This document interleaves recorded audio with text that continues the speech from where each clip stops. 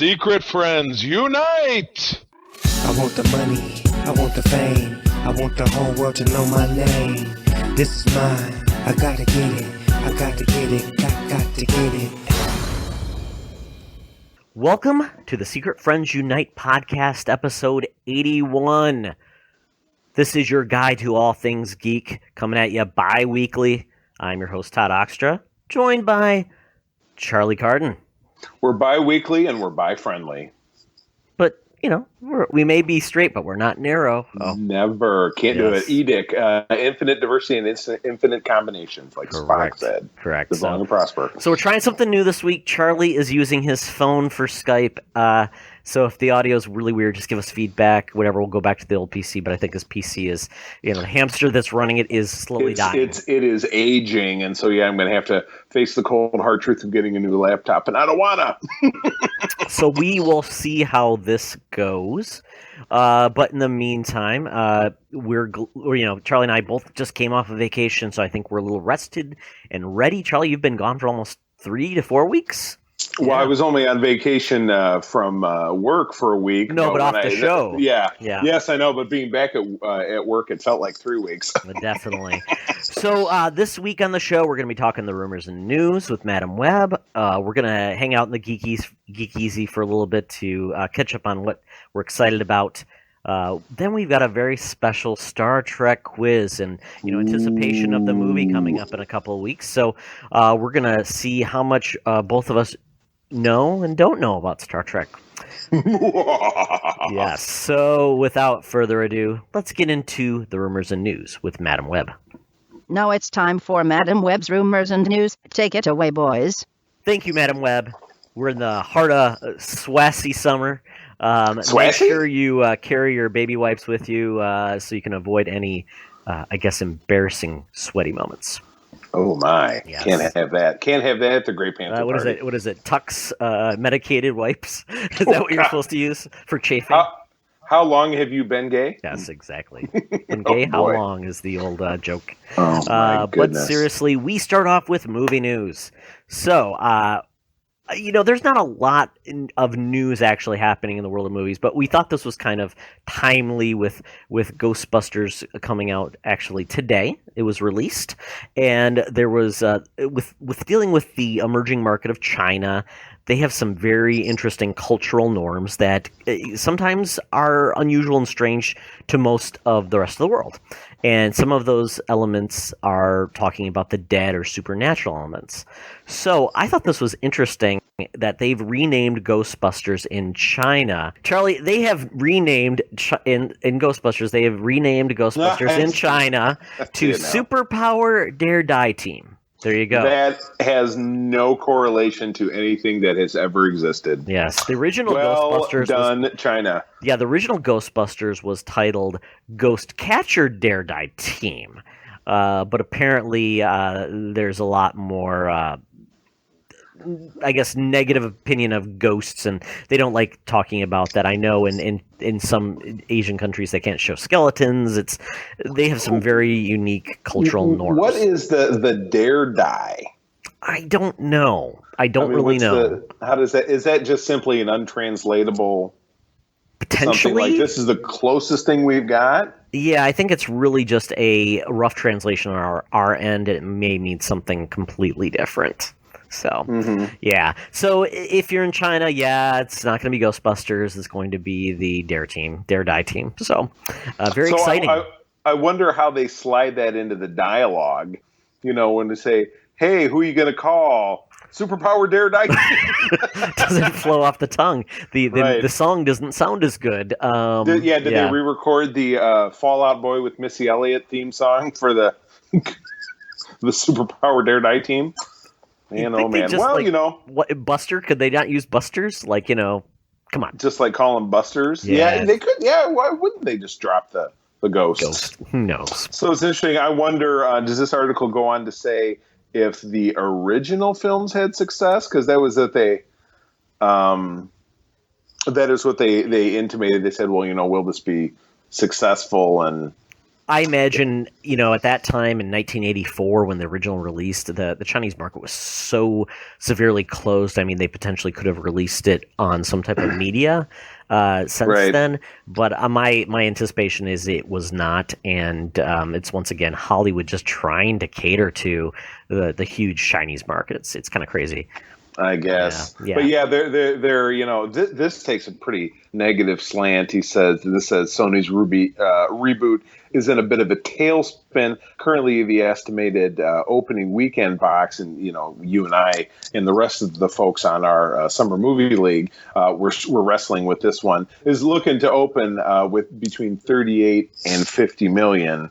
Where they're estimating the production budget, which 144 million, and they've been marketing the hell out of it for 6 months. So yeah, I mean, how much does it cost to pay Missy Elliott to rap on your updated song? Oh my God, more than you want. I mean, she needs to buy keys to her new Jeep, right? You're right. bring all the boys to the yard. Oh no, that wasn't her. No, that was someone else singing about her milkshake. But Right. but I also in part of this discussion was I thought it was funny that there is another website that's kind of accumulated other movies that have had to change their name for China as well. Guardians of the Galaxy, which it was then translated to either or.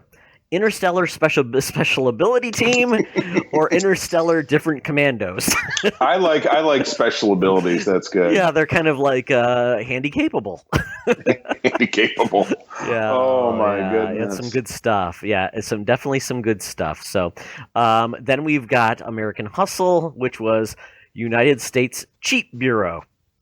Cheat Bureau. Yes, because they're all about cheating.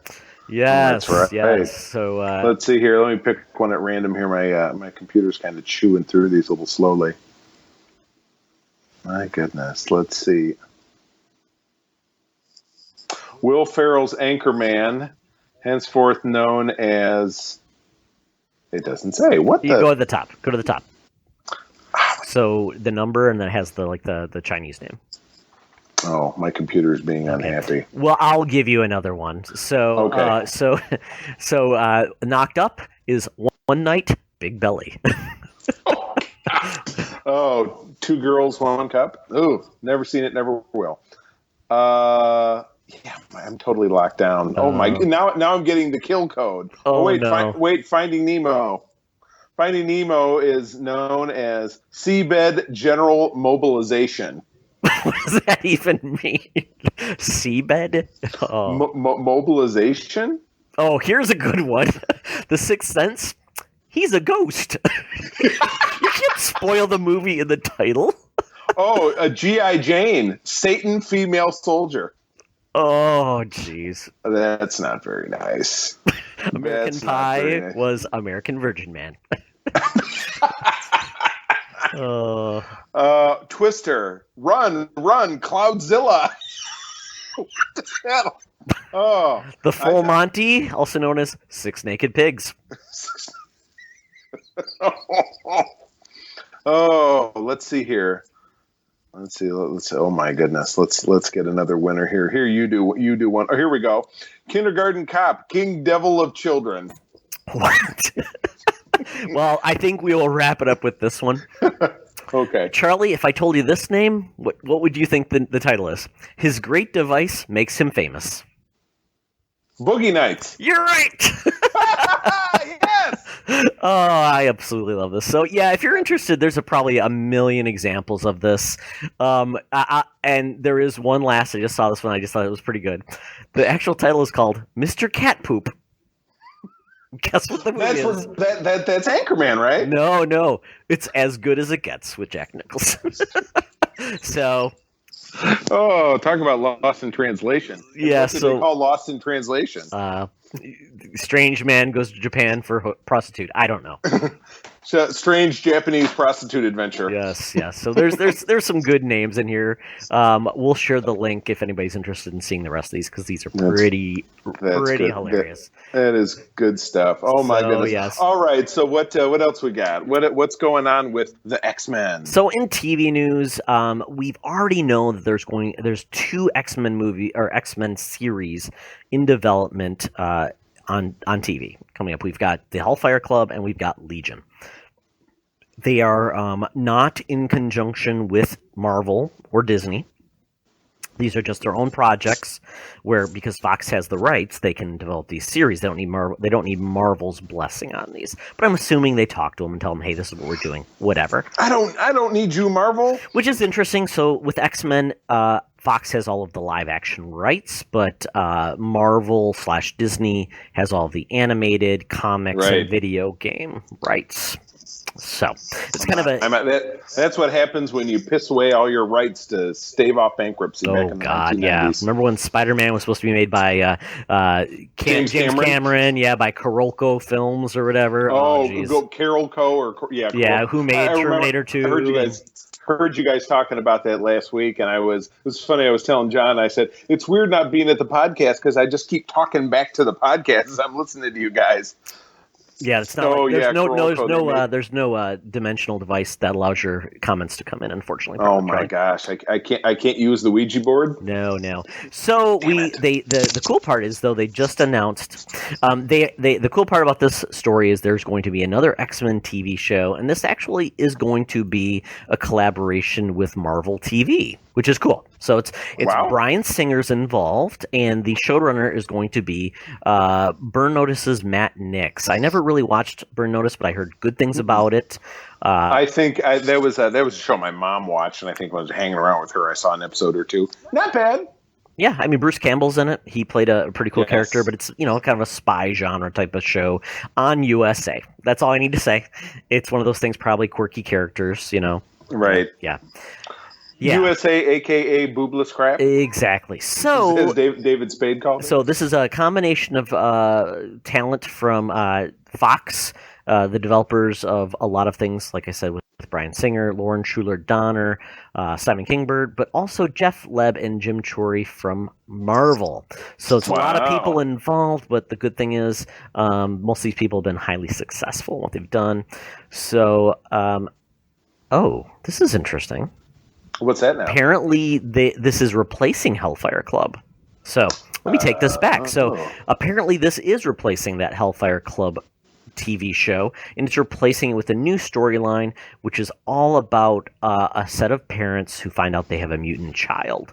Mm-hmm. So this could be interesting. Now, what I hope they do is they're going to potentially take not an original mutant, but they'll take a mutant we all know and have his story told on screen. Because nobody wants like Mutant X, that crappy show that was on syndication. Generation X. Oh no. Well, yes, I remember that one. But Mutant X was a horrible show that had nothing to do with the X-Men, but Marvel gave the rights to make a show. It had Lex Luthor from the old Lois and Clark as like the lead on it, and all these young, handsome people, but it had nothing to do with X-Men. So I thought that was not Gen X, because what was it called again? It was called Mutant X. Mutant X, and wasn't it like Finola Hughes and no Bumper Robinson? Nope, that's Generation X. You're right. There was a 2-hour TV movie Fox did back in the day that was absolutely horrible. Matt Frewer was the villain. They had Banshee. They had the White Queen. They had You're right. That was Finola Hughes. Yeah. So Generation X was a comic book, and they made a 2-hour movie, which I don't know if it was supposed to be like a pilot or whatever, but they only made that. I think I still have a VHS copy of that. With all the commercials. I'm sure it's still out there on YouTube. Yes, but Mutant X was an actual syndicated show, like on a Channel 50 or whatever, Channel 66, and it had nothing to do with X-Men, but apparently they got the right to say mutants, and Marvel was involved with it to a certain extent, and it was just horrible. That's why I don't want this just to be, new mutant nobody knows of. I would hope they would use an existing character and take his journey.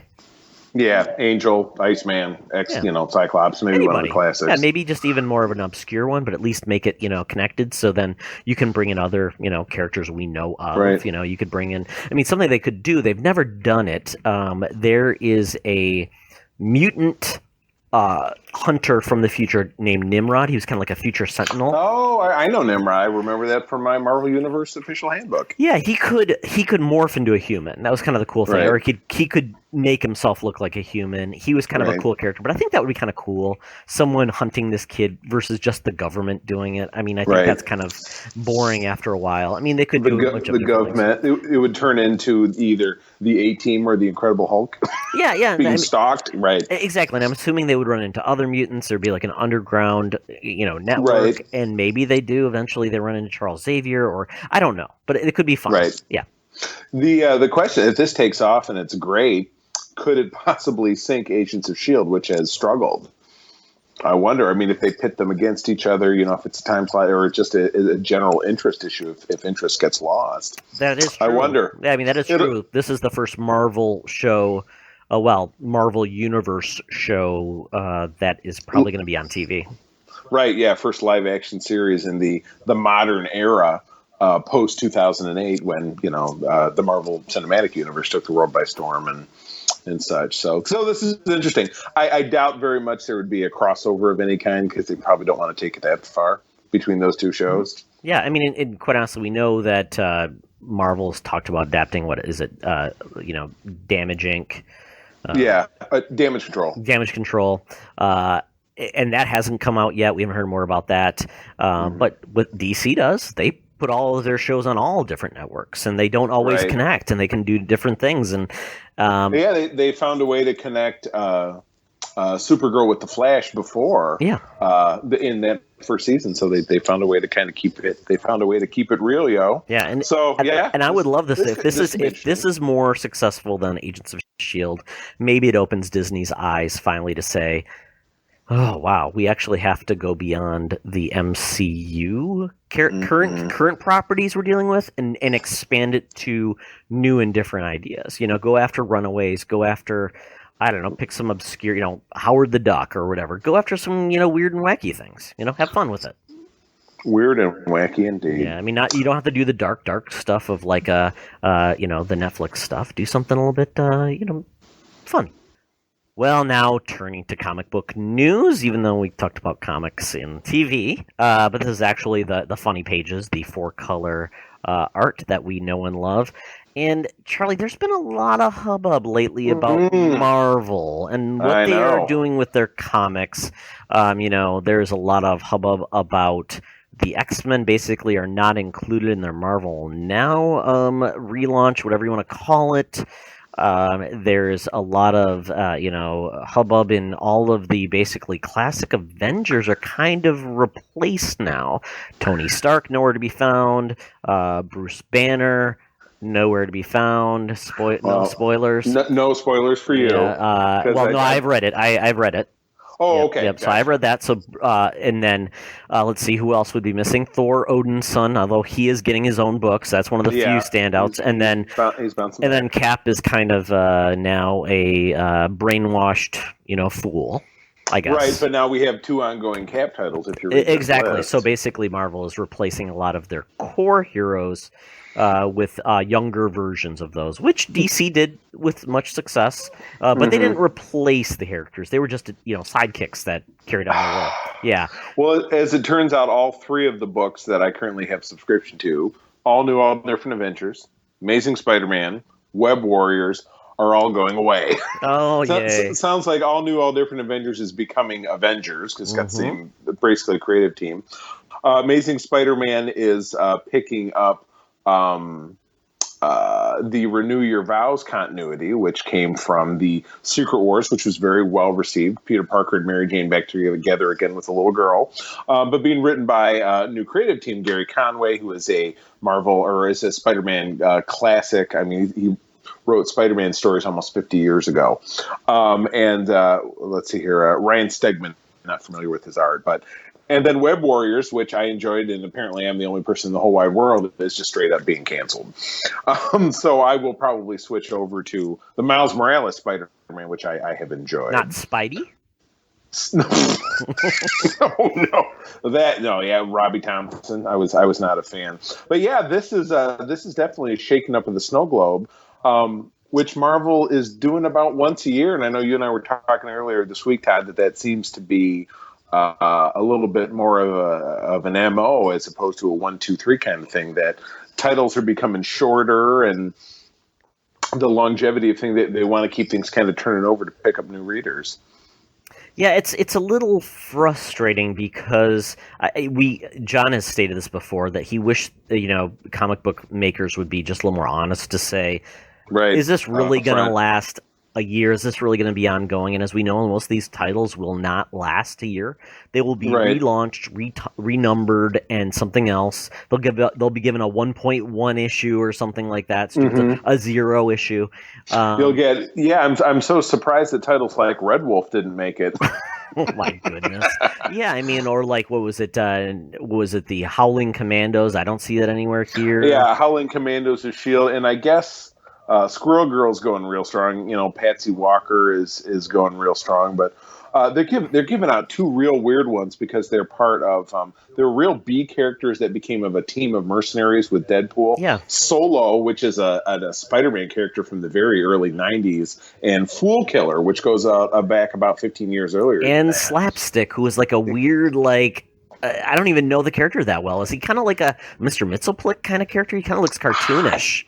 I can't picture him. Fool Killer was kind of. Well, I'm thinking of Madcap. That was Madcap. Yeah, that was kind of Mr. Mxyzptlk. He was just he was nonsensical. Or Mr. Impossible. Yeah, Mr. Impossible was probably the closest. Or Impossible Man, the Impossible Man. Impossible Man. Yes. There you go. And then Mrs. Impossible, he had a mate. And they made Impossible babies. They certainly did. It was impossible. So certain titles are going on. The Prowler has his own title? Yeah. He's a mainstay. Oh, yeah. I know Spider-Man the character, right but now, I just... And I guess that's what the other part is. I think they're just putting characters that don't really or shouldn't support a book. Rather, just give them a limited series. Right. Because one of the things I think we talked about. But I mean, the way that you've described it, aren't these all kind of limited series? They're kind of running them until they say, nope, it's time to reboot.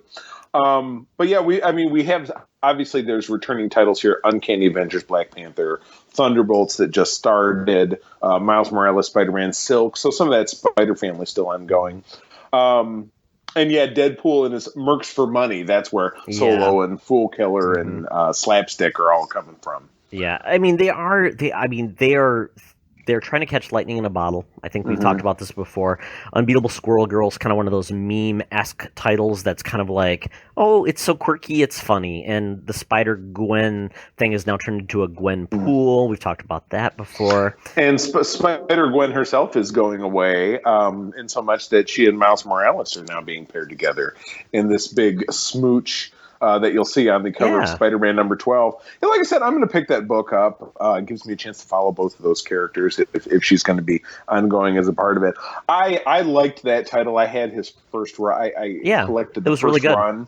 And but I didn't opt to pick up the most current run, and now I'm going to switch over because it's one of the few that's surviving. Yeah. But I'm kind of dubious about the Amazing Spider-Man switching. I don't know how crazy I am about that. Well, because is that the Amazing Spider-Man from the it is the Secret Wars where they were?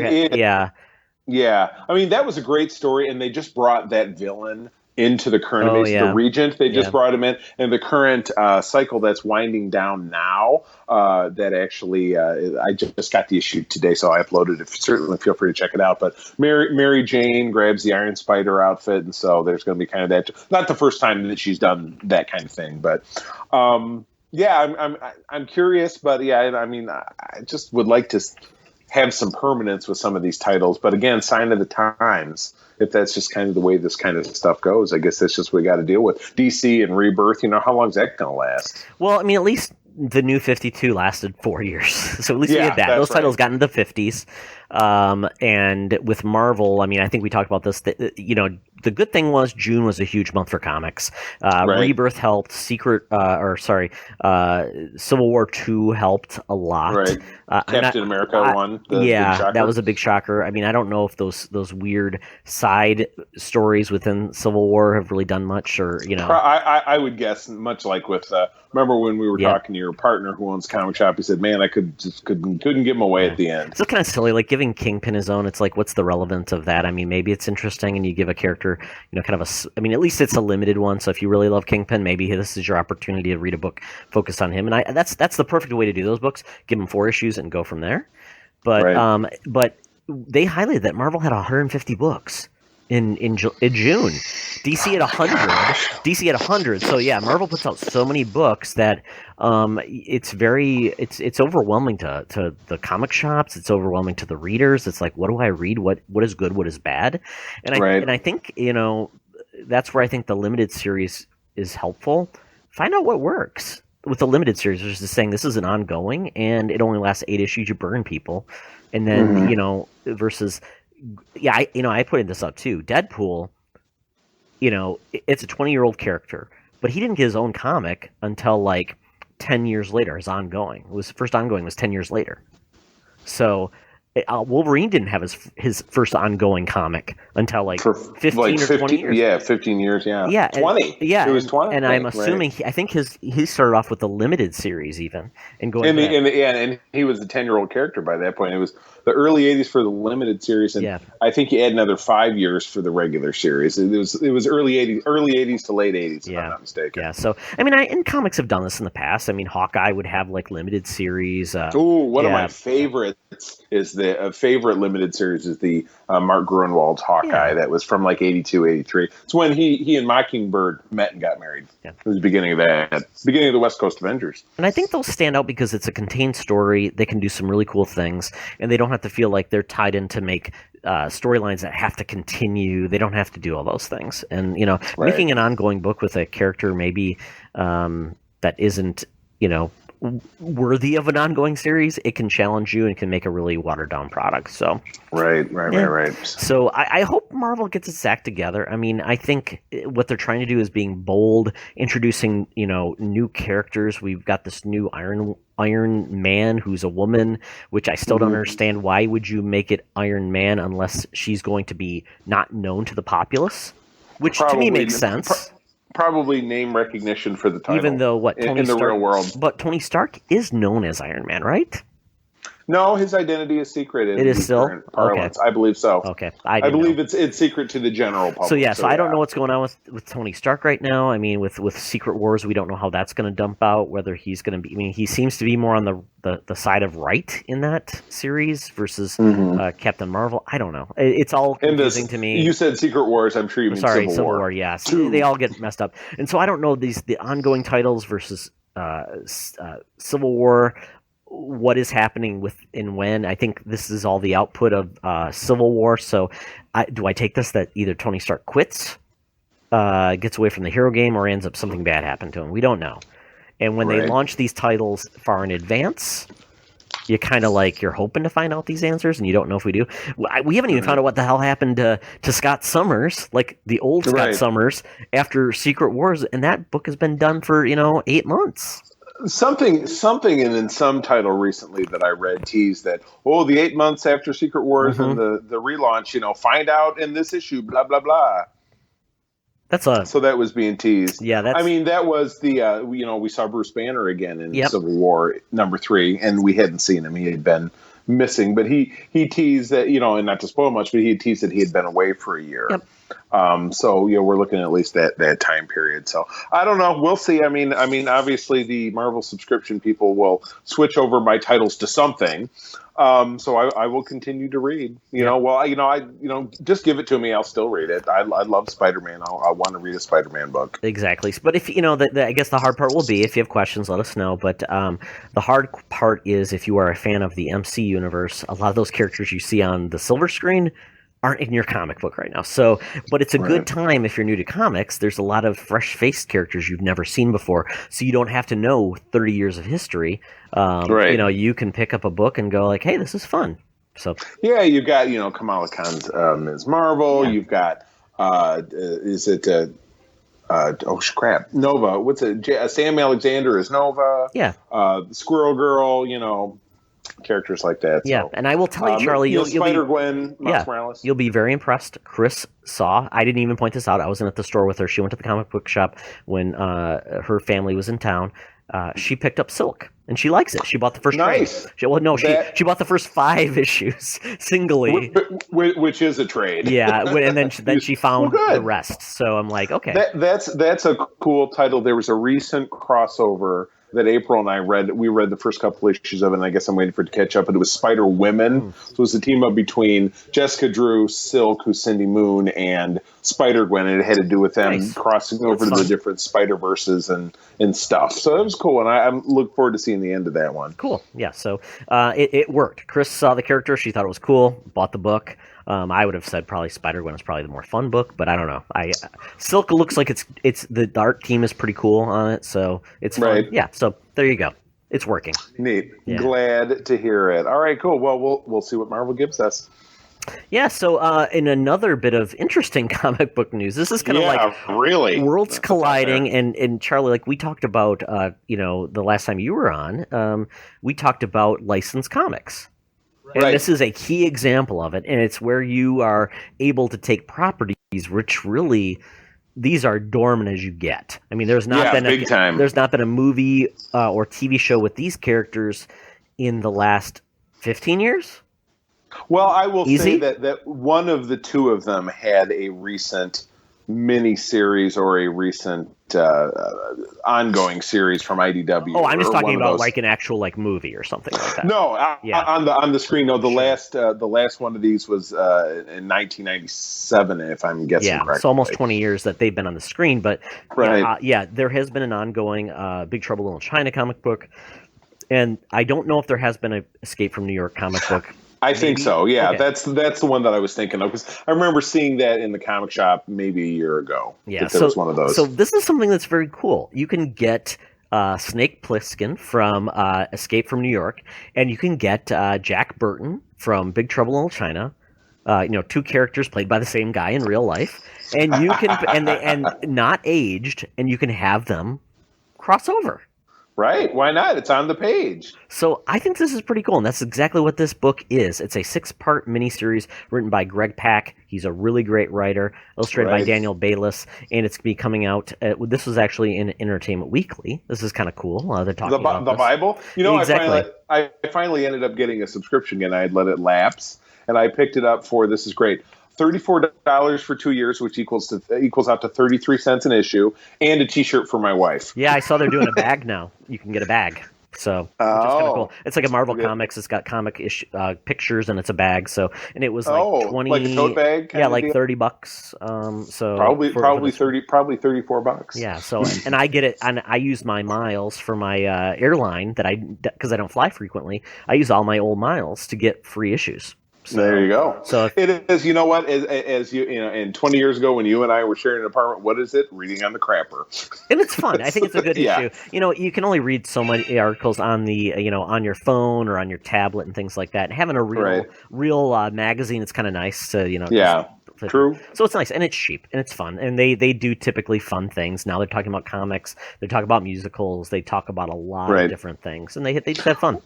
We have turned this into a shill for Entertainment Weekly. Way to go! Well, Entertainment Weekly, throw us some money. I'm going to sound even more of a shill because I have SiriusXM, and on that, their Entertainment Weekly has a station. And it's really good because it's got all the writers and editors and everything on there. And they have a series called Entertainment Weirdly, where they just talk about weird stuff. They have, I've been on the radio a show a couple times with just call in where they want to ask you a question. So I call in. It's kind of fun. And look at you. You see, you could be opening up our first opportunity for an endorsement on the show. Well, they even, had questions about, just what are you watching? What are you listening to? And so I talk about certain things like that. So it's kind of fun. But other than that, we've kind of gotten off path, but which is perfectly fine. But this comic book is coming out. It's the crossover between Big Trouble in Little China and Escape from New York, which I have not seen. I need to watch it. I know. But this is a lot of fun. It looks like it's going to be a blast. These two, alpha males in weird universe that they're actually in the same universe kind of makes sense. Mm-hmm. Yeah. Yeah. No. Those the Escape from movies. The first one was the early '80s. They outlined that the island of Manhattan has become a prison, and unfortunately, Air Force One crashes on the island. So the president, played by Bond villain Donald Pleasance, is stranded, and they bring in this Snake Plissken, who's a career criminal and overall kind of bad guy, to rescue him. So Ernest Borgnine is in that movie. I mean, they got so I think Isaac Hayes is in that movie as a villain. I mean, it's very quirky. It's very 80s. And then the sequel, The Escape from L.A., was the same thing. He had to go into L.A. It was an earthquake separated it, and it's this wild, wild west. And he's got to go in there and rescue the president's daughter because she's stolen a device that's a worldwide EMP that can fry all the electronics worldwide. And it's very 90s. You've got Steve Buscemi, Michelle Forbes is in there, Stacy Keach. Stacy Keach. Cliff Robertson, a.k.a. the first Uncle Ben, is the president, and he's a real dick. So, I don't know, those movies are fun. I have that one on DVD because it's just so corny. Every once in a while, I just got to check it out. And Big Trouble in Little China, I've seen maybe a handful of times, but just never really clicked with me. Oh, really? I love it. It's such a weird... For me, it was a mix of, just that big 80s... action hero with, John Carpenter. Just, man, I don't know what happened to that dude in the 90s, but in the 80s he was king. Made The Thing, made Prince of Darkness, and it was just that 80s hero with the catchphrases, the ne'er-do-well attitude, a weird group of characters, weird people, and just that one though had like the weird kung fu element and mysticism of Asia, which was just so weird and funny, and it just worked. So this side of the Golden Child. Exactly. Knife. Yeah. Oh God, Golden Child. Yeah, and what a great flick. Exactly. Eddie Murphy needed it to make more of those movies, except for like he made Vampire in Brooklyn and that. Yeah. Then we got into Pluto Nash, and it was all over. Oh God, yes. So I think this is cool. This might be a book that I actually will buy and we can share, because I think it'd be fun to talk about something other than just your standard hero comic. Yeah, no, I agree. I would absolutely read this. Yeah, cool. Okay, and in video game news, we don't normally do a lot of video game news, but this has got a lot of buzz, and it was announced that Nintendo is releasing a mini Nintendo Entertainment System this fall for the holiday system. Very excited. This is really cool. It looks like the original NES. This is the original version. They made two versions of the NES back in the day. They made one where you had to open up the flap, push the cartridge in, and push it down. Then later they made a top loader, like a VCR. Yeah. And then they made one where you just popped it in over the top, which is kind of cool. But this one's neat because it's kind of a modern version of it. It has an HDMI input, so you can get that old console onto your modern TV. It doesn't use your old cartridges, sadly, but it uses a standard controller. It's not wireless, but you can buy an extra one for $10. This system is $60. It's small, and it includes 30 classic NES games. This is just absolutely wild. It's a hell of a deal, because if you go on the Virtual Console to buy these games, they're typically $5 each. So for just the games, it's about $150. So this is $60. Oh, my son is gonna flip. It's a hoot. This could be really cool. Now, does it plug in via USB and into the back of your TV? No, HDMI.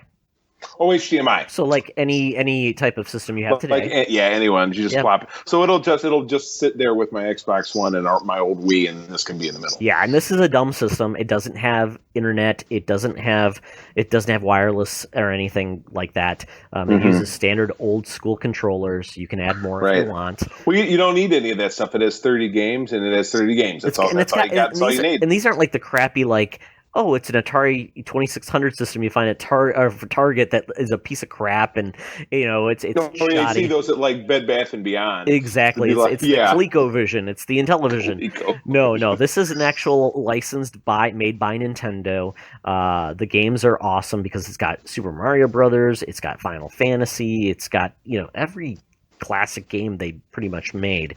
The sad part is you won't get more games than the 30, but hey, for this, and it's $60, it's a perfect gift. I mean, do the math, man. What's 60 divided by 30? It's $2 a game, and you get the actual hardware as well. So for that, to me, and to buy, like I said, to buy these games standalone digitally you'd spend about $150 anyways, and that's Right. you have to actually own a Wii or Wii U to do it. Right. Well, yeah, exactly. So this which is the dying gazelle, as we've talked about. So with Wii U. as much success as a certain game where you get Pokemon and you go, this is a no-brainer. This is a no-brainer for the casuals who have not bought a video game system in years. It's nostalgia and it's cheap, and this thing is going to be the hot toy for Christmas. Yeah, I'm excited. Me too. This will be finding its way into the Carden household. I've got a feeling. It's a perfect gift. The kids will be excited, and this is hours of entertainment if your kids love it. Yeah. Cool. Good deal. And actually, they are adding some, more modern advancements. You can save your state. So you don't have to be like, oh, I stopped playing and I lost everything. No, you can do that. You can suspend your play. So they were actually making it a little bit more convenient to play. Good deal. Well, it's fun. I look forward to seeing the pre-order on Amazon because I find it in the store. It seems like it would be challenging. Yeah, and hopefully they're going to make enough, and because Nintendo typically tends to underproduce and to build demand, and they just need to get this out there because they could make a lot of money. Yeah, well, like I say, they're pretty happy with what else is going on right now with a certain And Go game. Correct. Yes. So, thank you, Madam Web. I think that's, enough news for this week. But Charlie, I'm feeling a little bit parched, so I think we should make our way over to the Geek-Easy. Ooh. Does the jukebox have Steely Dan? I hope not. Talk nerdy to me. Talk nerdy to me. Well, we're sitting in the Geek-Easy. This is our time to talk about what's making us happy or sad in the world of geek. I believe we've got some Air Supply running in the background today, Charlie. 'Cause I'm lost in love and I don't know much. Take it, Todd. I'm all out of love. I'm so lost without you. That's right. And I don't really call them rock at all, sadly, but oh well. There is some guitar playing in the background. Their rock is soft. Taking a chance. It was one of my mom's favorite bands. Oh my God! You know what? I challenge you to listen to that and not have a little smile somewhere. Oh sure. Yeah, it goes back to that time. It was Kenny Rogers, Air Supply, and the Eagles. Kenny Loggins. No. My mom loved Kenny Rogers. Oh, so I love Kenny Loggins and the Eagles. So that was my mom's rotation in my household. 'Cause you gotta take it to the limit. That's right. So, what I'm excited about this week is this movie that, we talked about Anton Yelchin the last time you and I talked, and it's sad to see him go. And he's got quite the interesting filmography.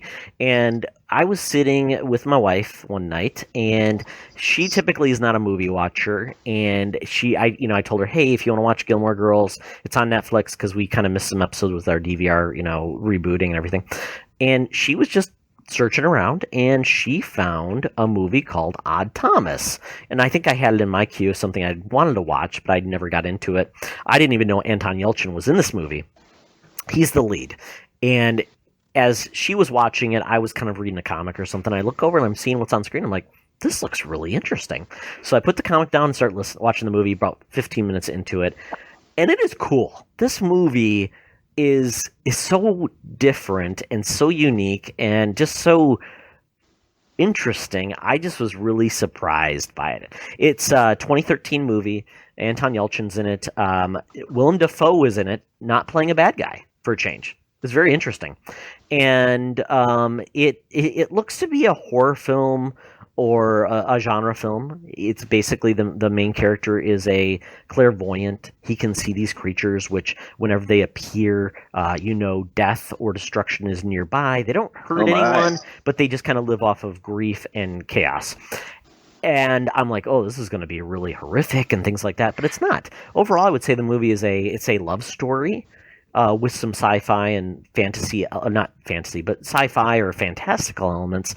And the writing is fantastic. I really was surprised by this movie. I didn't know what to expect, and the way it ends, it's got an interesting twist. And really, if you're looking for a movie maybe to bring into your significant other or friends that may not be into sci-fi and fantasy that much, this would be a great option because it's just fun. It's just got great chemistry between the two leads. I can't remember what the name of the female lead is, but I absolutely loved it. So, Charlie, I highly recommend it to you. And And it's on Netflix. Huh? it's on Netflix. That's cool. Yes. It's a 2013 movie. It's fairly recent, and Anton Yelchin he's just adorable in the movie.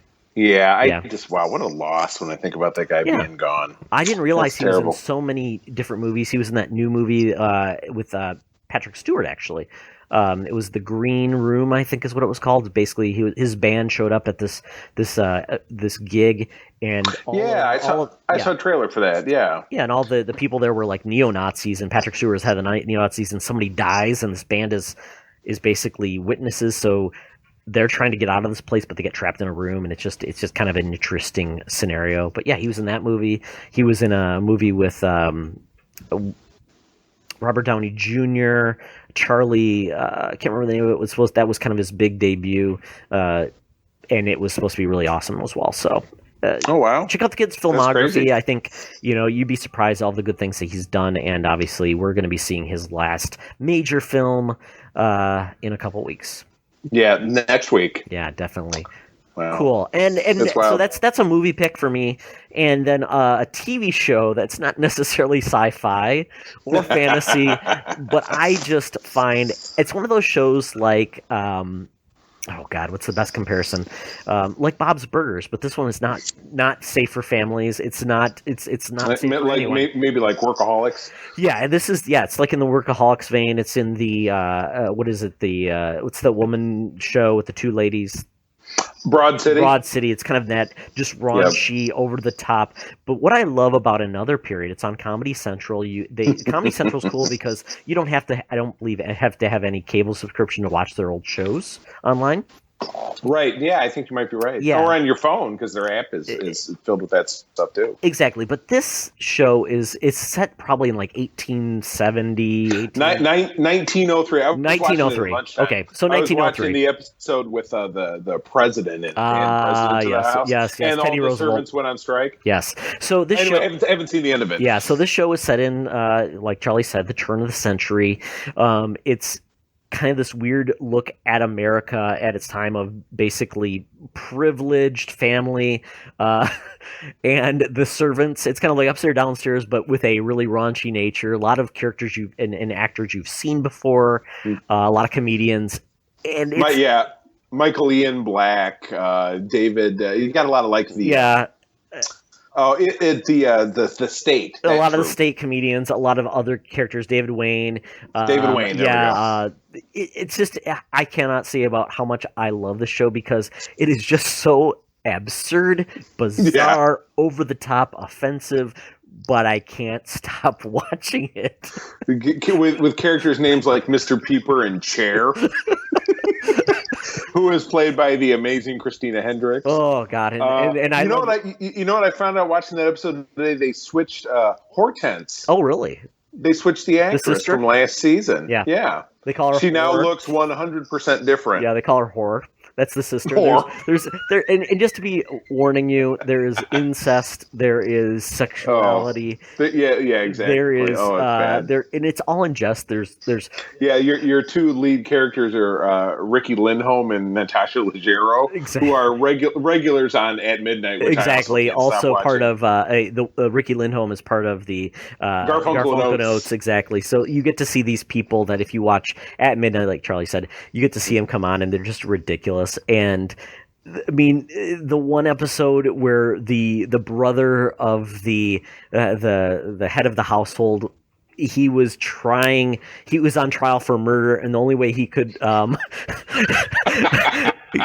stop himself from being condemned, he had to describe a woman's genitalia.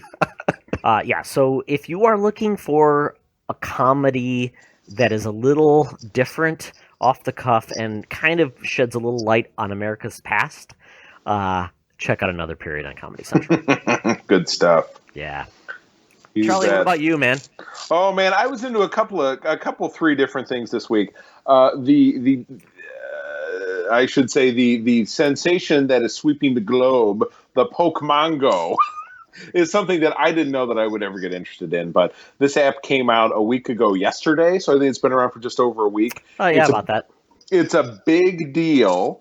So I downloaded it, I think when we got back from vacation, so it was probably Monday, and April and I we started getting up, going on a walk for an hour between 5 a.m. and 6 a.m. And yeah, I think it was maybe Tuesday that we went for a walk, and I found my first Pokestop, which was at a nearby mall. It was a mural on a wall, and spun it and got some goods, and started catching my Pokemon, and it's an addiction. I'll pull my phone out when I'm very safely at a stop sign or a stoplight and see if there's any goods around, and I'll pull it out every so often at work and see if there's a critter to grab. So it's a giggle. It's dumb. People on the internet, people who love to hate things hate this, but it's totally harmless. And globally, it's getting people who are shut-ins to interact. I read a story about a vet with PTSD that this has gotten him out of the house for the first time in years and talking to people in a park. So I think it's wonderful. It totally harmless and causing some genuine social interaction in the real world. So I think that's pretty neat. Todd, have you touched it yet? I have a Pokemaniac myself, my son, so he's the one that's kind of driving me to it. I mean, I'm a Nintendo fan, but I've never been a Pokemaniac myself. It's fun. It's harmless. You're right. It totally is. And it's funny because even at work, I'm finding, we had a new guy that just joined our team. He is huge into it as well, video games and geeky stuff. And we're at work looking at Pokemon. So it's kind of it's got people excited about Nintendo, and the fact that you don't have to buy a Nintendo system to play this on your phone. So why not? But I can definitely see where this is going, because if you have not tried to battle yet, battling is a pain in the butt, because it's a lot of real-time action versus turn-based, which I think would be a better way to go, especially with casual people who they don't have the reflexes that you need. The chops. Even I've been playing video games forever, and I got there and I'm like, I swiped to dodge and I couldn't do it. And yeah, I mean, I see people with like Pokemon that are like, 1,000 hit points. I'm like, I'm at like, most of mine are like 100, maybe even 200 if most. So, right. But it's fun. It gets you out there. But I think this game is going to die on the vine probably in the next 2 to 3 months, because I think a lot of people that are casuals will probably step away because they'll move on to something else. And when the weather gets cold, guess what? People aren't walking outside. Right. Yeah. So enjoy it while it lasts, because it's fun. The kids enjoy it. It gets people walking and exploring. I was at a college campus today with my wife, and we were like, oh, look at that thing. I actually found out what things were called because of the app. Right. That's cool. That's cool. Yeah, I have not yet had a chance to try this out with my kids, but I will definitely do that next week. When they're here, so I'm looking forward to that. So that's neat. I got in other news, I probably mentioned Lego Star Wars Force Awakens came out. It was right before I went on vacation. I got it, played it. Now I'm almost done. I mean, it's just like many Lego games. It's a grinder. You go back, you find mini kits, whatever. They did have some, and we talked about this previously, some new innovations. They have the rebuilds where one pile of bricks, you can build it into 2 or more things in order to accomplish a task. And that's kind of fun and different. But yeah, it's no great shakes. I did get the deluxe edition, but because I had trade-ins plus a credit plus $5 voucher, I paid like $17 for a $70 package. So I was pretty happy about that. But yeah, it's a grind through, and I haven't played it with Jackson yet, but we'll do that next weekend as well. So I know he was very excited for that coming up. So that was a good time. And then finally, a dream of mine realized. I got to see my favorite movie on the big screen for the first time since 1981 when it came out. I've had a couple of missed opportunities in the last few years to see this. I went to an outdoor movie in the park where the projector broke, and I didn't end up seeing this. And then it played a couple of other times at other places I couldn't see it. But Raiders of the Lost Ark at the Urban Institute for Contemporary Arts, downtown Grand Rapids. We went to that on Wednesday night. My wife and I celebrated our second anniversary last week. So we decided to have a second anniversary dinner at a nice nearby restaurant, and then decided to go and do this. And as we were sitting there, I said, I got to brace you.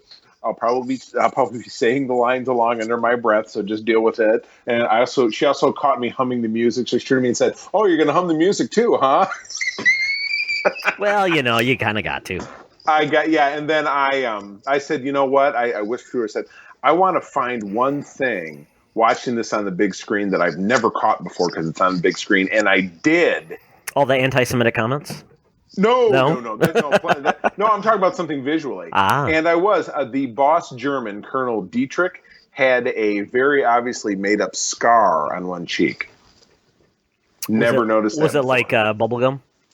Yeah, exactly. It looked like it was like Stickum. Nice. So yeah, so that was fun. So awesome on the big screen. We'll always love that movie. It wasn't like a fancy digitized print. It No. looked kind of standard, but who cares? It was amazing, wonderful experience, and that UCIA, and we're considering getting a membership. It's like $75 a year. They show all these independent films. So we saw a trailer. We saw a trailer for Swiss Army Man. Oh yeah. Before that, we saw a trailer for something called In Search of the Wilder People or something. It's a New Zealander film. I mean, and we were just laughing and chuckling. So I think we might do that because it's like $8 to see a movie there, but with the membership, it's $4. Nice. And you get a popcorn for $4, and so it seems like the $75 would be worth it. So I think we will probably end up doing that. So yeah, so that was fun. So I had a geek-filled week. Oh, very cool, man. It's always cool to have that stuff happening, and we've kind of, I think when it comes down to all of these things that we love, Star Wars and Raiders of the Lost Ark and Pokemon, it's always interesting to understand if the kids today will have their own stuff to love and enjoy that's not ours. Not like Twilight and the Hunger Games? I guess maybe that's what it is. Yeah, God. I mean, Harry Potter, I guess, would be the closest. Even that's, Harry Potter's going on, 15 years old? 15 years to the T, 2001. Exactly. So it's eventually what we love will be, unfortunately, thrown away and replaced by, I don't know, Power Rangers, I guess. Which is coming Except for Star Wars, because they will never stop making them. Exactly. The new Star Wars. Yeah, Jar Jar will be people will miss Jar Jar eventually. Right. Jar Jar will be ironic. Exactly. Ironic Jar Jar. Yeah, and I think you and I wanted to touch on also our SFU Fantasy Movie League. SFU FML. Yeah, if you like acronyms. And we're having a lot of fun with it. We're now close to halfway through, right? Yeah, week 8 just started today. Yeah, we'll end on Labor Day. I believe that's the official end of our league. And yeah, I mean, as it hits now, if we don't count Guy Bartendo because he's out of the running, I'm actually in first place. Ooh, and I am in second place. My lovely wife is a fourth, nearly tied with Lisa Goodman. Who is another new competitor. So we're having a good time. I was definitely white-knuckled about this week because we had to choose between top performers, Ghostbusters, the newcomer, or the outrageously successful Secret Life of Pets, which did a $125 million opening weekend, and not even a 3-day weekend. Nope. Just a regular 2-day. So, yeah, so it was a gamble, and I changed mine at the last minute. I had Ghostbusters, and then I switched over to Pets because I read a different something saying that Ghostbusters was not looking that strong. So I may be wrong. I will know this time tomorrow. I will know if I chose correctly. Yeah, I mean, this summer has been so odd. It's really been a disappointing summer. I mean, Captain America, we thought that was going to be the number one film of the summer. Obviously, it's not going to be. Dory's already replaced it. Right. We don't really know what else is going to happen. We've got, a lot of films have been kind of disappointments with Independence Day, the BFG. Tarzan's been kind of a weird one where it's kind of like we thought it was going to be horribly unsuccessful, but it's been better than expected.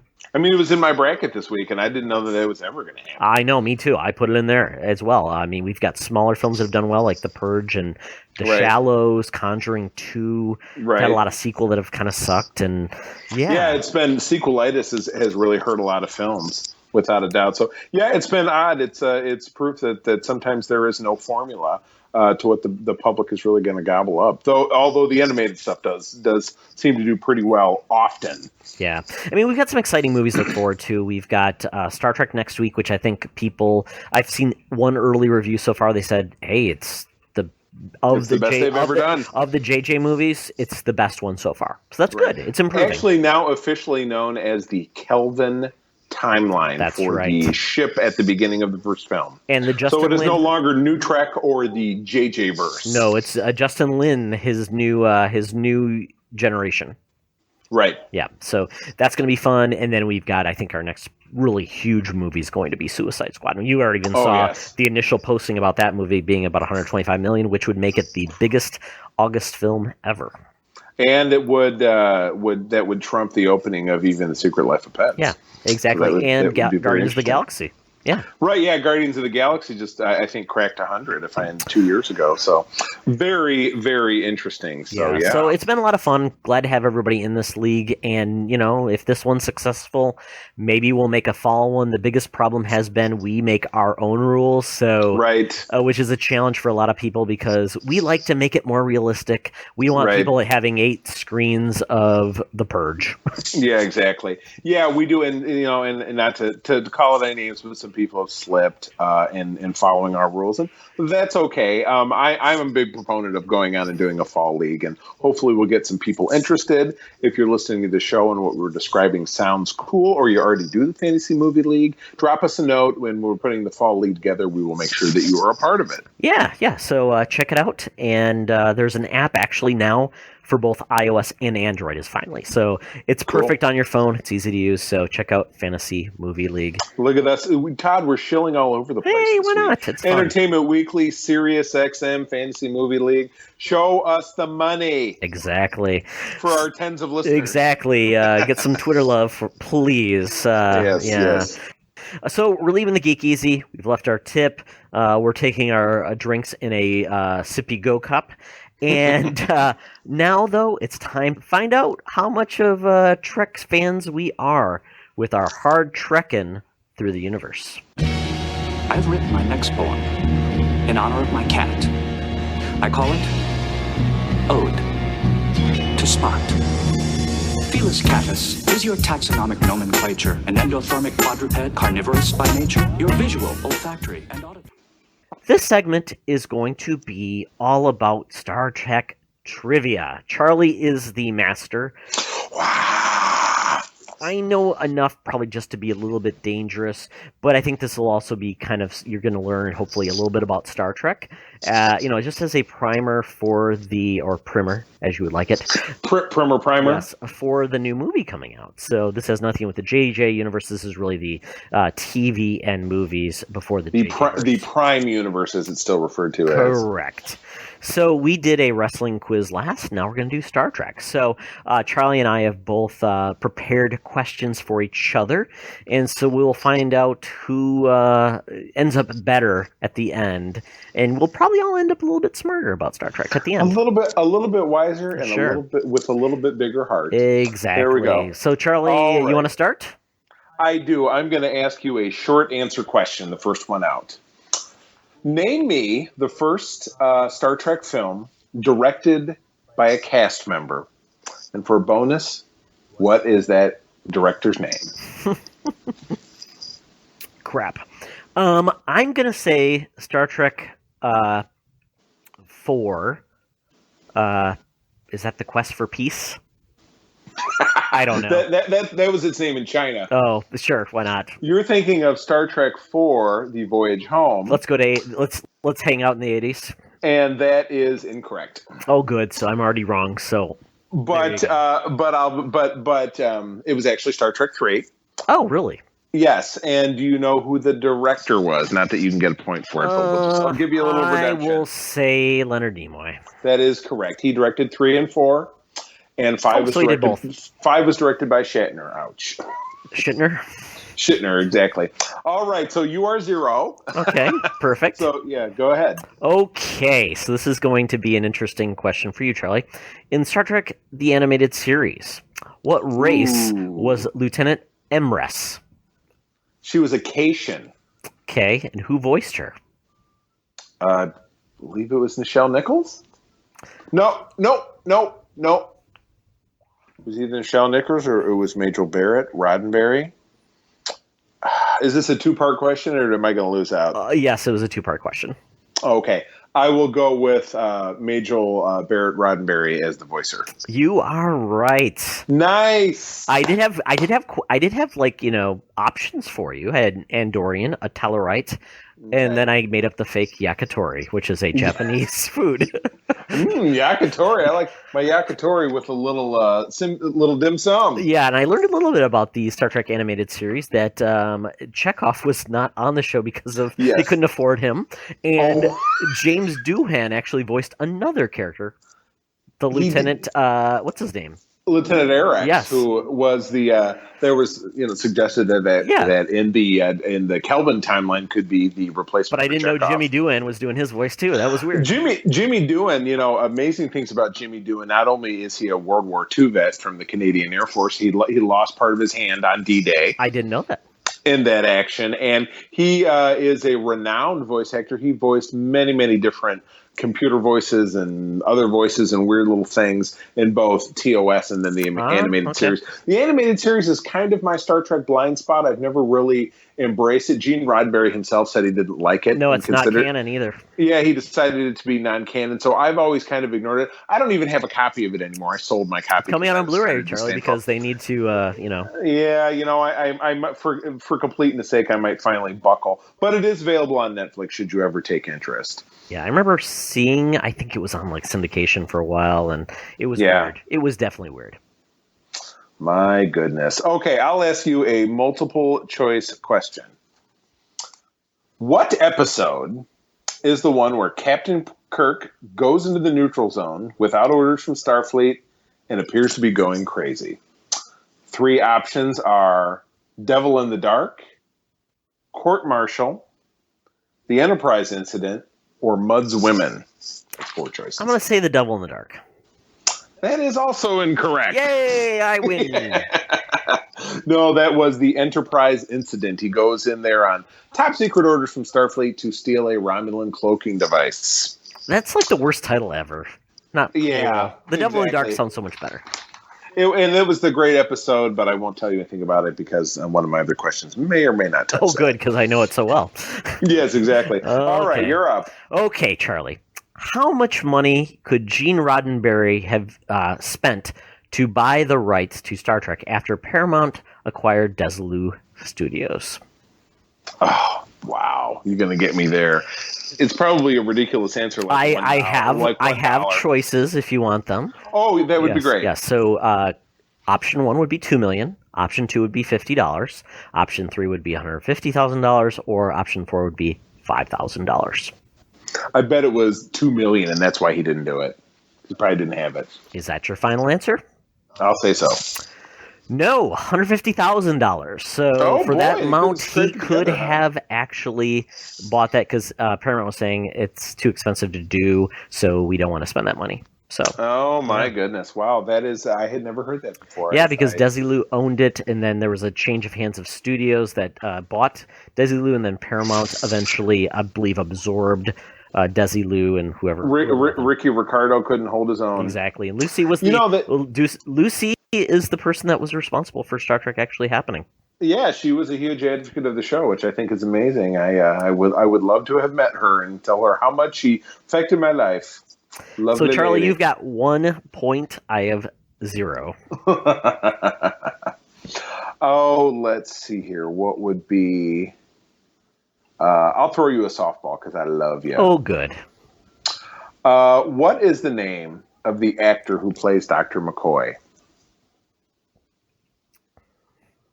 Oh, I thought it was a softball. It is a softball. I should know this. It was crap. His name was not crap. No, crap. it was It's not. very disrespectful. The actors' names. God, it was crap. Still not crap. I think I know everybody else but that. That's like a million blank right now. Crap. It would be Angry McDoctor. Angry mixed Southern Doctor. I'm afraid not. You're going to kick yourself. It was DeForest Kelly. Oh, God. Such a common name, DeForest. Yes. I can't see DeForest from DeTrees. God, who... It was... Never mind. I'm not going to say what I'm going to say because it would get me in trouble. Oh, well. So I'm 0 for 3. Awesome. Yes. So I'm not very dangerous. I'm more... Hey, look! You agreed to this. Yes, I did. Yes. Thank you for offering this for me. Yes. Okay. Well, here's a question for you, Charlie. What recreational activity did the original series Enterprise have on it? A pool table, a bowling alley, a volleyball court, or horseshoe pits? They had a bowling alley. You're absolutely correct. I remember that. Not shown on the show. I apparently remember was that in from the my 1987 Mr. Scott's Guide to the Enterprise. Apparently, you had it in some type of the schematics or something like that. They had a bowling alley, and they also had an Olympic-sized swimming pool. And I'm thinking more of the refit Enterprise that I'm the most familiar with from films 1 through 3. Both of those Go things right were ahead. described. Yes, imagine what you will. I will do exactly that. Yes, a pleasure palace, some Roman baths. Why not? My. Okay. What to ask you? Let's see here. What film contains the following line of dialogue? Oh crap! You mean he never told you the tale? Of what? That's the line. So this would be an original series cast movie.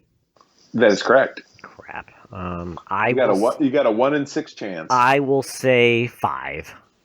No, line was spoken by Khan in Star Trek 2. Oh crap. Okay. Sorry. Awesome. All right. That's okay. give me your hardest stumpers. I can take it. Okay. Here we go. Question 4. Who was originally going to play Spock in the original series? I know this one. It was Martin Landau. Oh crap! I was going to say Clint Eastwood, Martin Landau, Charles Nelson Riley, or Martin Sheen. Charles Nelson Riley. You throw some glitter. I love being on the match game. Oh my God! What was it? Don't you remember the James Lipton, the spoof Yes. from SNL? Yes.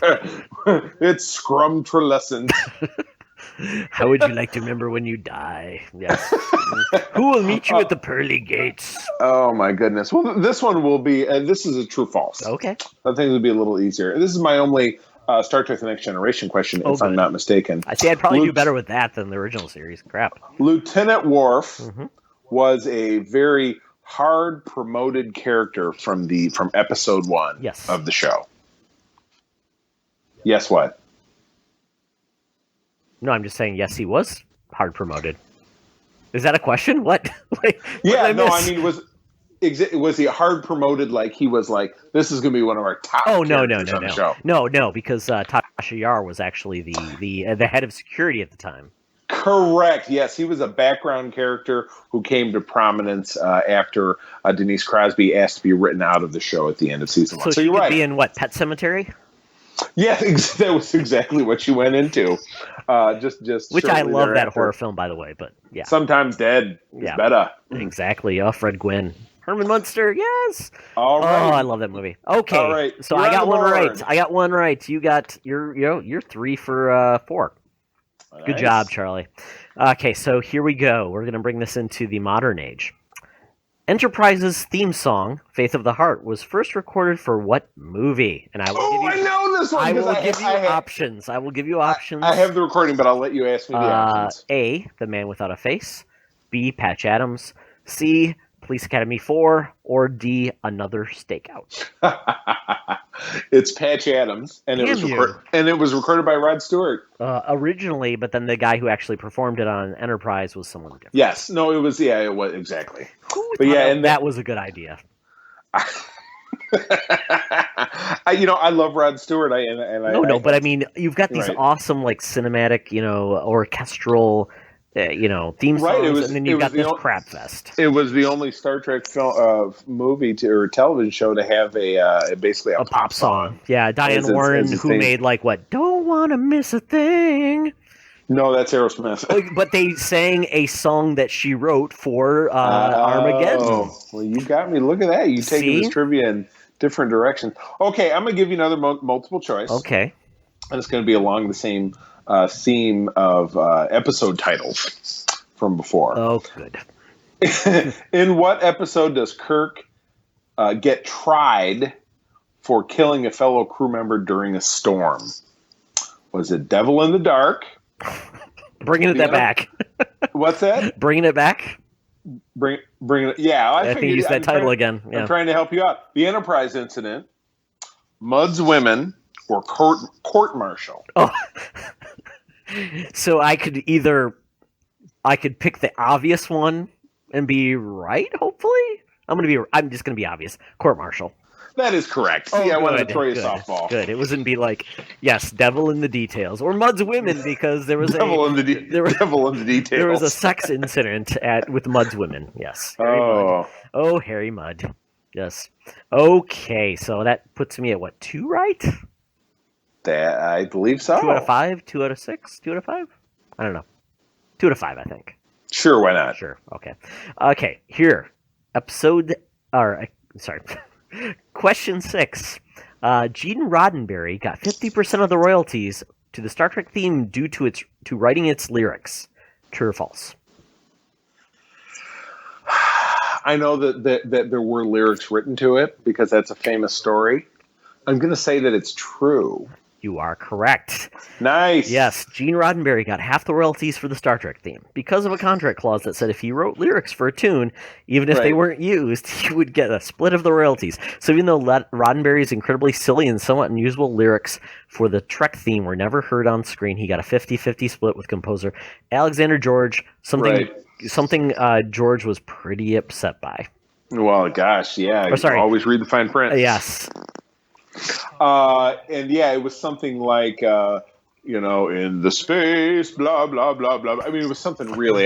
It wasn't the woman singing, oh. Is that a lyric?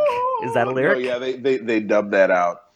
Okay. Well, this one actually touches on one that I already asked you, but it probably still won't help. What animal tunnels through rock on a planet in the episode Devil in the Dark? Is it a gerarium, a jamno, a tribble, no, or a horta? I'm going to say horta.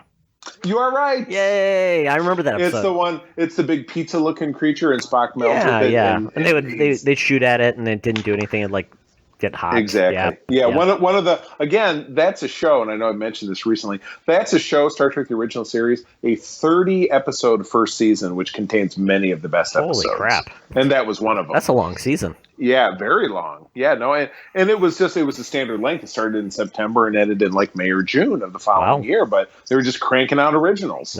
These slackers only doing 10 episodes a season on Netflix. Exactly, and it was a 60-minute show, of which 48 minutes of it was the actual show. I know. Is this crazy? Crazy. Now it's like, what, 42 minutes? For probably closer to 40. Wow. Yeah. Yeah. Okay. And no DVRs to fast forward. Exactly, so you had to sit there and watch it. Yeah, okay. Awesome. So here, Charlie, here's a question where you have to pick which one is false. Okay. Option 1. An alternate juror for the 1996 Whitewater trial wore a Star Trek The Next Generation uniform with a phaser and tricorder during the trial. She was later dismissed for talking to a journalist. Option 2. Benny Hill was a huge fan of Star Trek and even gave his son the middle name Tiberius after Captain Kirk. Option 3. Scientists from the Jet Propulsion Laboratory wore Spock ears while monitoring the Mariner 5 on its October 1967 flyby of Venus. And Option 4. The BBC banned a Next Generation first season episode titled Conspiracy because of the graphic phaser death of Starfleet Inspector Dexter Remick, who was a host to a disgusting mother creature. The BBC also did not air a 1990 Next Generation episode titled High Ground due to Data's passing remark that Ireland would be reunified as a result of a successful terrorist activity in 2024. BBC Two finally aired the episode in 2007. That last one is absolutely correct. Yes, but what's the false one? Oh, what's the false one? Yes. It's either the Benny Hill one or the Mariner one. Oh, shit. I'm going to say the Benny Hill one is false. You're absolutely correct. They also didn't play Yakety Sax during an episode of Star Trek The Next Generation. You know what? I want to see Yakety Sax played over the fight scene from Amok Time. The music that goes dun dun dun dun. I'm sure it's out there on Netflix. I'm sure it's out there on YouTube. I challenge anyone listening to this podcast to find that for me and send me a link because I want to see it. You've been tasked, audience. Find You've been tasked, audience. Yes. Okay, guess what? More episode title bingo for you, Todd. Oh, good. Oh boy, which episode? The Enterprise goes to pick up a research party before the planet they are on disintegrates. But when they arrive, all they find is dead bodies and a fast-spreading virus that causes its victim to lose their minds. No! Is that the episode And the Children Shall Lead, Plato's Stepchildren, The Naked Time, or Mirror Mirror? I'm going to guess Plato's Stepchildren? I'm afraid not. No, this was this was episode either 2 or 3 of the series, The Naked Time, which was later adapted to the second episode of Star Trek: The Next Generation, basically the same plot line, called The Naked Now. There was no nakedity, sadly. So Yeah, there's false no nudity. advertising. You don't get to see Captain Kirk naked. Sorry. No space nipples. Damn it. You bat nipples, but no space nipples. Oh, darn. Okay, Charlie, this one's going to be a very challenging question, I believe. All right. What was not a real toy offered in the Star Trek the Motion Picture Happy Meal? Oh my God. Oh, they had some. I had to go deep on this one. I I had to go deep. Like I said, I looked for very odd facts here. So we have the first option is Star Trek rings. Option 2 is a Star Trek phaser. Option 3 is Star Trek double glitter iron-on sheets. Or option 4 is Star Trek bracelets. What was the first one? Star Trek rings. Man. The double glitter iron-on sounds a little complicated for a Happy Meal. Like our t-shirts? Or t-shirts which didn't survive one washing. Exactly. But my wife did a wonderful job ironing them out. Yes, she did. Give her props. Yes. I think the double glitter iron-ons were no sale. You are absolutely wrong. Oh no! Only the phaser was not offered. That would have been my second guess. It was probably a little high end. There was a communicator you could get as well. I didn't add it on here, but yeah, you could gotcha. get rings, double glitter iron-on sheets, or Star Trek bracelets. There's actually really cool, like all the promotional things they did at McDonald's for this movie, which wasn't really for kids at all. No, it was a highly cerebral, incredibly boring film for children. Exactly, perfect. It's a perfect melding of. It's like the Dick Tracy. And it was a Christmas movie. Yes. Oh God.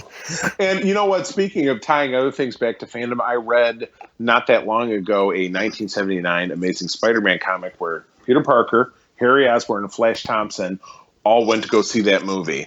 And they were watching the opening scene when a supervillain crashed through the back wall and Spider-Man was fighting him while the movie was playing.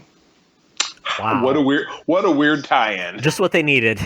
Right, exactly. Klingons plus Spider-Man fighting Will-O-the-Wisp or whatever the hell it was. Oh, God. All right, next question here. What is the name of the Klingon ship that has the word bird in it? Oh, Bird of Prey. That is correct. I am not dumb. DMB. DMB, exactly. Or DUM, I don't know. Yeah. I'm not that stupid, thankfully. Oh, well. Well, I think you'll like this next question, Charlie. True or false? The character of Garrick, a former spy who works as a tailor on the station, is inspired by John le Carre's spy novels. That's true or false? True or false? I have never heard that before, and since I know everything about Star Trek, I'm going to say that is false. You are wrong. What? There is an undercurrent in Deep Space Nine. I did not know this until I found this out, that they loved to layer on a lot of spy genre pieces. One was John le Carre's novel, Tinker Tailor Soldier Spy, for which they named a Voyager episode after that had to do with the Doctor. Exactly, and they also used the series The Man from U.N.C.L.E. as well for Deep Space Nine. Okay. Yeah, so the fact that Garrick was a tailor kind of played into this. So I thought that was kind of cool. And a soldier and a spy. Yeah, I thought that was kind of cool. Right. Yeah, it's kind of neat that they did that. So there you go. So you've been learned. I've been learned. All right, I'll give you a question. I'm even going to make it multiple choice, even though I didn't write it down this way. I think it's only fair. The NCC 1701D USS Enterprise. Give me the D. Star Trek: The Next Generation has what number of decks? Is it 25 decks? Is it 42 decks? Is it 103 decks? Or is it 65 decks? I'm going to guess 25 decks. So close, but incorrect. 42. Wow, 42. Magical 42. number 42. Magical 42. Well, 47 is the magical Star Trek number, but I suppose I could have turned that into a question. Too late. Oops. All right, let's do one more question. Sure. I actually happen to have just one left. Okay. It's magic. Okay, Charlie. What genre type did Ron Moore, who was the showrunner of Deep Space Nine, want to have as an episode? Did he want a murder mystery episode, a musical episode, a bachelor party episode, or a mistaken identity with twins episode? Oh my gosh. You know, I love Ron D. Moore's work because he went on to give us the reimagined Battlestar Galactica, which is top 3 of any show I've ever watched. I've never heard this one before. You're going to have to read those choices for me again. A, murder mystery, B, musical, C, bachelor party, or D, mistaken identity with twins. You know, judged kind of basing that along the lines of his latter work, because he went on to just really blow it up on Deep Space Nine. He was such a big part of that show later on. I'm going to go with murder mystery. You are wrong, Charlie. He wanted to do a musical episode. Oh, well, I'm pretty glad they passed on that. Because you know what I thought about the Buffy musical episode. Did they do a music? Didn't they do they didn't do the Pirates of Penzance on Next Generation? Did they?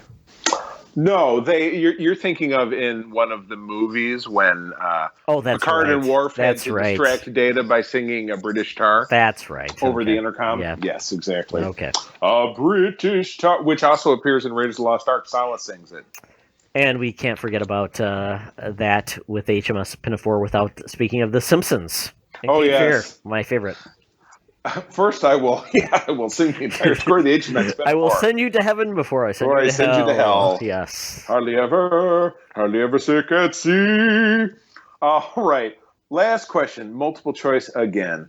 What happens in the episode Balance of Terror? A, the Enterprise finds an undiscovered planet and beams down, only to have Kirk taken prisoner. The Enterprise crew becomes infected with an illness that makes them grow older at an accelerated rate. The Enterprise crew goes on shore leave to a planet that is about to be destroyed because of a supernova, where the Enterprise goes to investigate a series of attacks on outposts that are stationed in between Romulan and Federation space. I'm hoping it's obvious, and I will go with the last option.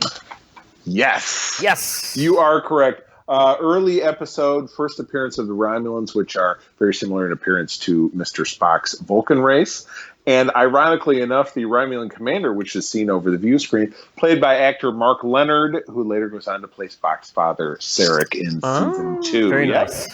And if further Mark Leonard trivia, he also played the first bumpy-headed Klingon in Star Trek: The Motion Picture. Nice. Yeah, he was one of a short list of actors, including actor Vaughn Armstrong, who has played a multitude of different races and different roles on the show. Yep. So it's easy to do with all that makeup. Oh yeah, Tony Todd, I think, is another one of those people, right? Yeah, he's Worf's brother, and then I believe he also played a Hirogen on Voyager. They were a hunter race. So you are, and he was correct. The Candyman. Yeah. And he was the Candyman.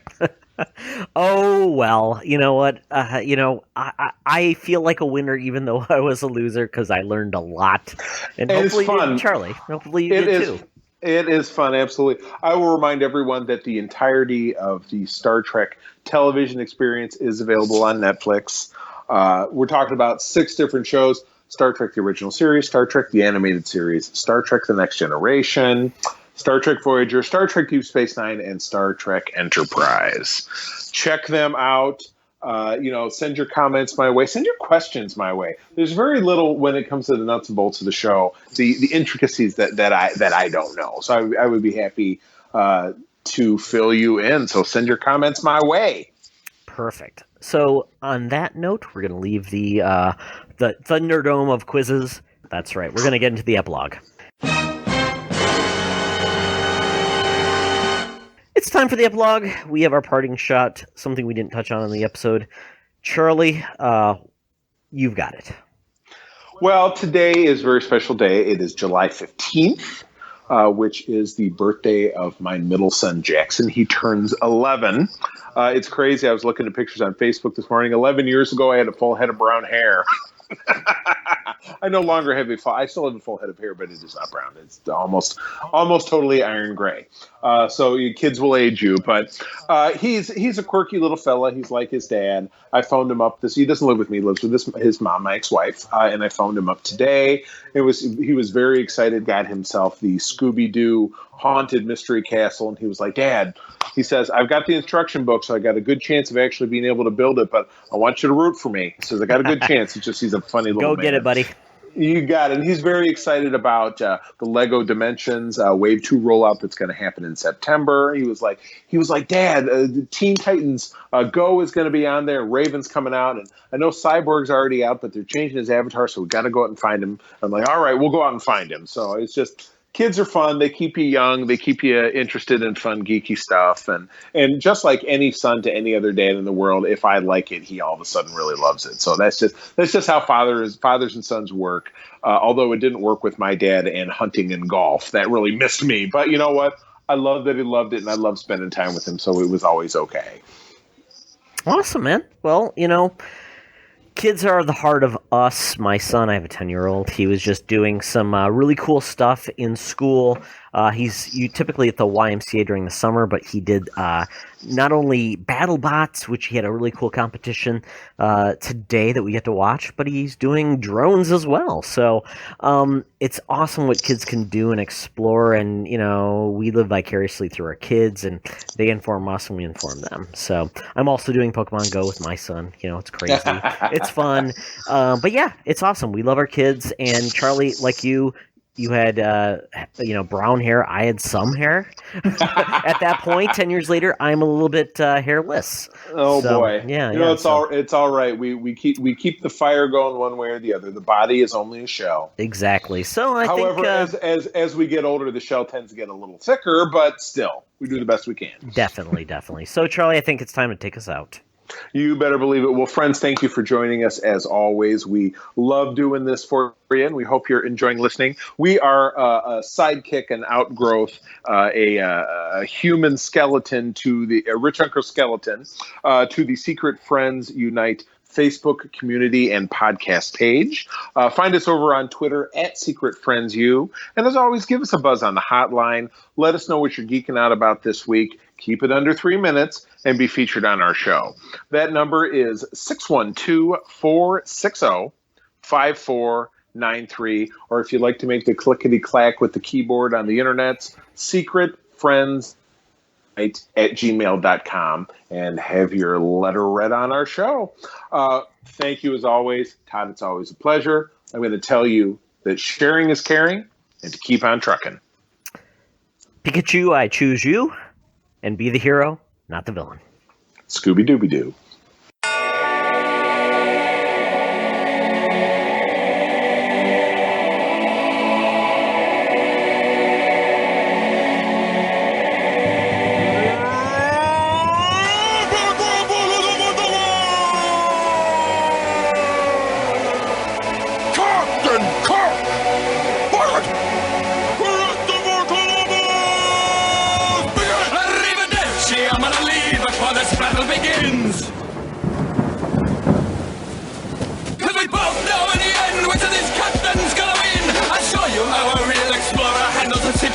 I'll beat you so bad they'll feel it in the next generation. So bring it on, I'll rip you like a Klingon. My rhymes will burrow in your ears like the wrath of Khan. I got a neck chopper stock, I'll put my sword through Sulu. Check into a Priceline hotel and watch your fat ass on Hulu. I'm the enterprising Captain James Tiberius Kirk, representing Riverside, Iowa, planet Earth.